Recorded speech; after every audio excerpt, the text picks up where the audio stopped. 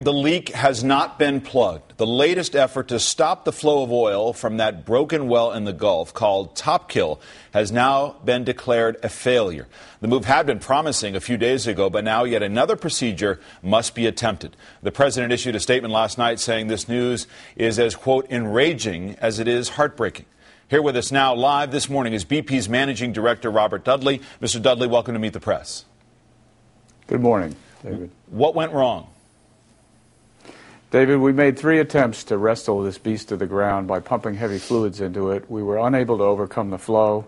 The scientists and the engineers from BP and the government reviewed all the data and determined that the best next option was that we needed to move as fast as possible to a containment operation, which we were beginning already, which will contain the flow and produce it to the surface. I want to put up that live picture of the flow that we're talking about and ask you a couple of questions about it. I mean, this is just an amazing picture. First of all, you know, you look at this thing and you think, can't you just go in there and shove something on top of it and stop it? Would you explain how difficult it is in 5,000 feet below the sea level, with that kind of pressure to do that? We have to do everything by robots, remote-operated vehicles. They virtually had to go down and construct a small city of architecture of pipes and manifolds and pumpings and then connect them with these robots. We had the problem of a well flow coming up through a top, through a blowout preventer, that we had to inject fluids into a blowout preventer. Some of them went down, some of them went up. But in the end, too much of the drilling mud that we were injecting came back up out of the well. We were not able to overcome it. And so now we want to capture and contain and limit the oil on the surface and in the water. Well, you've tried containment before unsuccessfully. What makes you think this new attempt will work? Good question. Very, very early days, we went down with a dome to contain it.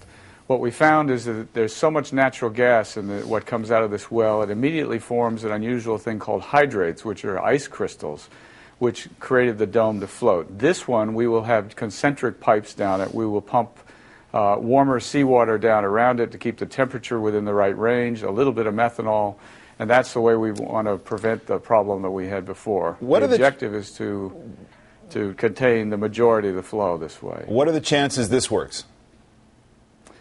I think the engineering on this is more simple than the Topkill. What we need to do is go down with the robots, diamond cut saws, slice off the top of that riser with a clean surface. The flow rate shouldn't be that much higher, and then drop over at this containment. It'll be a 4 to 7 day operation. I think the probability of it working is much different than the Topkill. What, different? Does that mean better?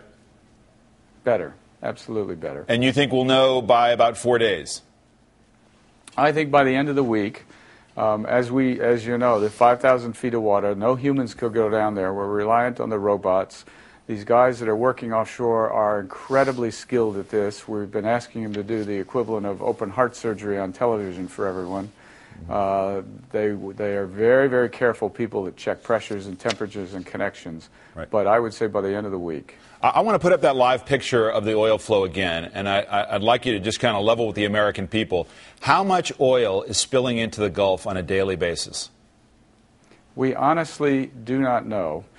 The original estimates, which were government and BP estimates together, primarily unified estimates of 5,000 barrels a day, were based on satellite pictures. We've always found this a difficult oil to measure because of the huge amounts of gas in the oil. The new estimate range of, I think it's 12 to 19,000 barrels, has been issued without an actual flow measurement. The one thing about this method that we're about to go into, it will and should measure the majority of the flow. If this doesn't work, do you have additional things you can try, or do you effectively have to stall and do what you can until a relief well is in place in August? Well, the backstop, and always the backstop, will be the relief well in August. The engineers are going to take the data, the science. They may go back in and try to kill the well. If the containment is successful and we can put in place a longer-term containment program, which is effectively producing the well, then that will minimize the amount of oil on the ocean. So that's the trade-offs we want to make. We don't want to do anything that creates a bigger problem than we have now. We've been very careful not to do that before. So we'll see.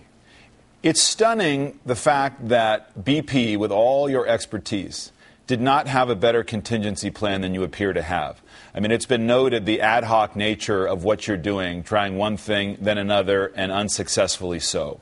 The president is reportedly incredibly angry about that and feels, frankly, misled by the industry. Did the industry mislead government about the danger of what it was doing and what would happen if something went terribly wrong at this level? Well, we're angry too. We understand the anger of the people, particularly those whose livelihoods have been affected on the Gulf Coast. This is an unprecedented accident. These blowout preventers, which are used on oil and gas wells all around the world and have been used on more than 5,000 deepwater wells in the Gulf of Mexico, have not failed before. There are multiple levels of failure redundancies in those blowout preventers, and we want to find out why this has happened. The whole world will change as a result of this in the industry so that it never happens anywhere again. Sir, my question is whether the industry misled government. Straightforward question. Did the industry mislead government? I don't think so. The industry is all around the world. These pieces of equipment are inspected regularly. In the U.S., they're inspected every 14 days. This is a very unusual failure. We need to find out why. We need to learn from it and change the industry for good. Final question, sir. We were told by the company last night we'd be speaking to CEO Tony Hayward. Apparently that changed or somebody was wrongly informed. My question is, when this immediate crisis is over, Mr. Hayward is, metaphorically speaking, the captain of this ship. Should he resign? Well, Tony Hayward has been here since the very beginning. He's been spending time in the engineering control centers. He's been out on the rigs. He's been visiting with the governors, meeting in the communities that have been affected. Very early days, he said, we're not going to stand behind statutory limits of liability. We're going to take full responsibility for it. We're going to make good for it. We've spent nearly $1 billion on this cleanup effort. I think he's done a great job of leading a company to stand up and do the right thing. We realize that the frustrations that's out there, we're trying to make good so that people don't miss boat payments and house payments. We've set these claims up, offices up all across the country, and we've been able to bring in 4 rigs and teams from around the world to respond to it. So Tony Hayward should keep his job? I think Tony's doing a fantastic job. And he should stay in that job? I think so. Okay. Mr. Dudley, we're going to leave it there. Thank you very much. Thank you.